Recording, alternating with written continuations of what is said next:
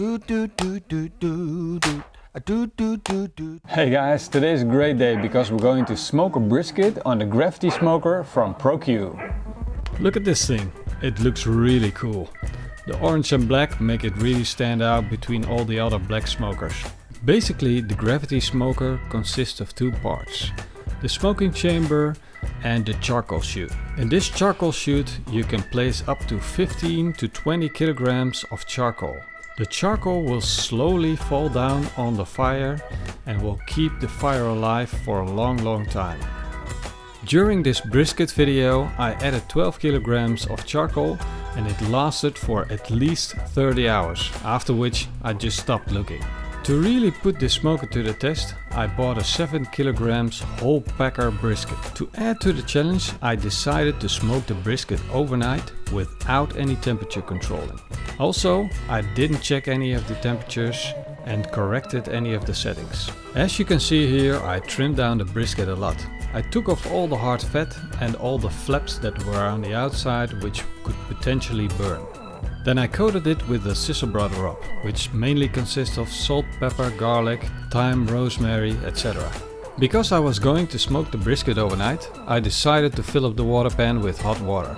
And this water pan is huge, so I filled it up to almost to the top and to see how much is left when the 12-hour cook is done.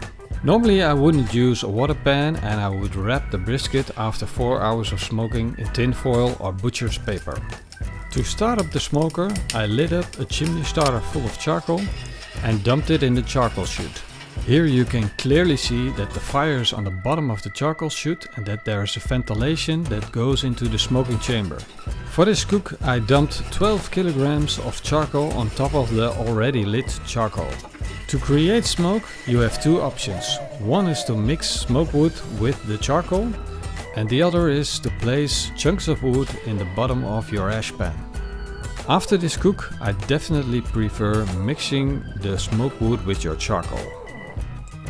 Now it's time to close up the smoker and set it to the right smoking temperature, which in this case is 110 degrees Celsius, which is 225 degrees Fahrenheit.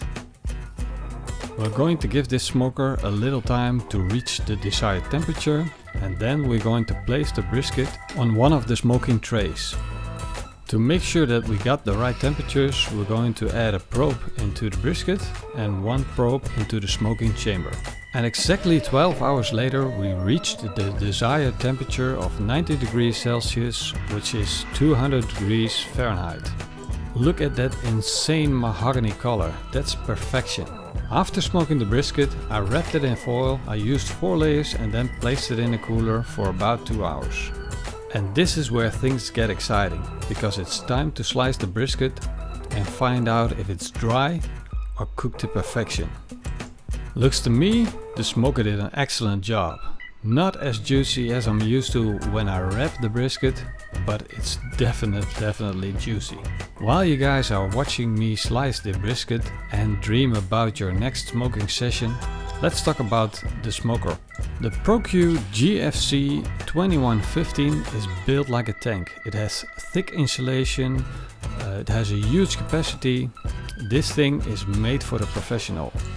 And besides performing like a dream, it has some downsides as well. It's very heavy. It tends to rust because I set it outside for 1 week in the rain and I got some rust spots which I could easily remove, but it's something to consider.